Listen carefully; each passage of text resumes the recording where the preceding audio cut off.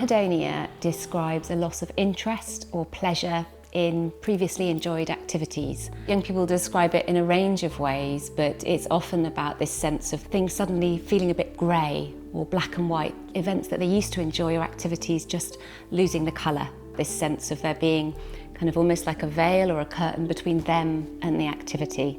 One young person talked about reading a book and they used to love reading, but almost feeling somewhat kind of disconnected. And I guess when we think about activities that we enjoy, it's a range of things, isn't it? It's the looking forward to going out for dinner. But then it's actually when you're there, it's enjoying the dinner. And then afterwards it's thinking, oh, I really want to do that again. I really love that experience. Young people who experience anhedonia have difficulties in all of those different stages. They find they don't look forward to things in the same way. In the moment, they don't get the same kind of pleasure or enjoyment, and they also find it more difficult to motivate themselves next time. And you can see how that can impact across a whole range of day-to-day experiences. I just wondered if there were any kind of personal It was mainly my working with patients, Yeah. and it just like smacks you in the face.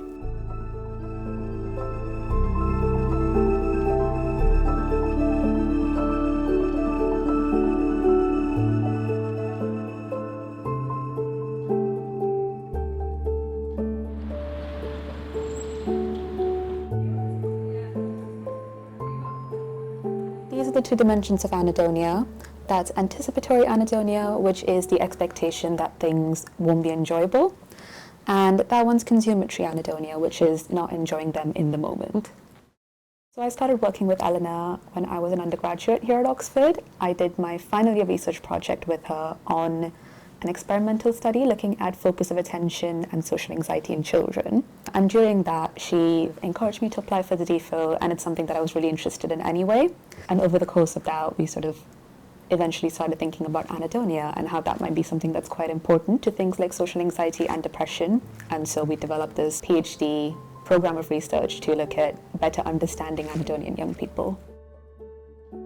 Anhedonia is a key part of depression, but actually we also see it as a symptom in a whole range of mental health problems such as generalised anxiety and social anxiety. We see that if anhedonia is a symptom at the end of treatment, people are more likely to continue to have difficulties or have further difficulties over time. It's linked to a range of kind of really big impacts in day-to-day life, including things like suicidal thoughts and behaviours. So it's clear that there's a real need to think about how we can better target this symptom.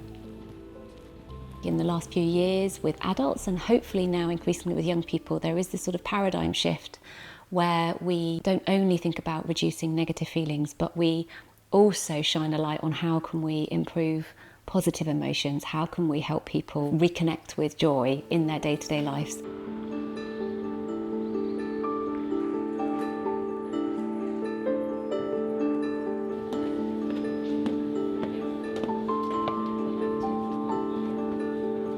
What's so critical when you're developing a treatment is to have a good measure of the thing that you're targeting, so that you know whether you're changing it in an accurate, precise way and whether that's meaningful for patients.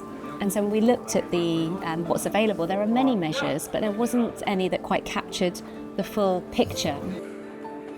It's really exciting that we have the support of the Medical Research Foundation, and it's allowing us to develop this new developmentally sensitive measure, so just for young people, which is capturing those different aspects of anhedonia that we think may be really important to target in treatment.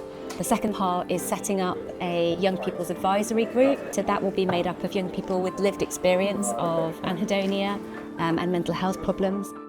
Another great aspect that's been made possible with the Medical Research Foundation Award is sort of building the team, which has been so exciting to focus on anhedonia.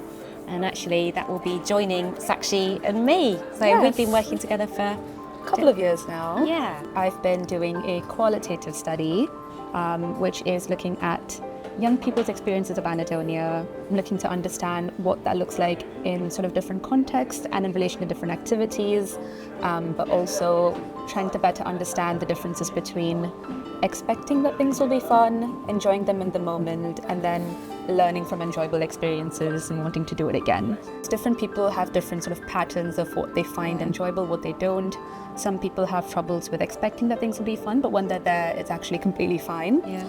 other people sort of have these high expectations that, oh, I'm going to have such a great time, but when they're there, it's really hard to sort of get immersed in it. One of the other things we're aiming to do is to try to really kind of ensure that this is a scale made for young people. When you're a young person, there are going to be particular areas of life that feel particularly important. So I think social relationships are coming through, as you might expect, really strongly. These young people are the people who are eventually going to be affected by the findings. Involving them in the process is, I think, so important, just to make sure that what we're doing is appropriate to them and aligns with sort of how they view the world. Yeah. What I'm hoping to do is to develop a better understanding of what keeps anhedonia going for young people, and then how do we target it, and how can we sort of package that in a digital format so that it can be available at scale in the NHS. We would co-design with young people, families, clinicians, a digital intervention. Most likely it would resemble our digital therapy for social anxiety in young people that's called OSCAR. It would have a digital website that's secure, that young people can log on to, and they can access a whole range of helpful content. So there would be activities to try, videos, information material, questionnaires to track their progress, and content separately available for parents. All of that that a therapist or a practitioner can access to support the young person with phone calls and messages, so they can really kind of get going with their progress. I get really shy. I'm so delighted to be one of the recipients of the Emerging Leaders Prize, and it has really provided me with pivotal support whilst I kickstart a new strand of research that I really hope will lead to impactful change for young people struggling with anhedonia and a loss of pleasure in their day-to-day lives.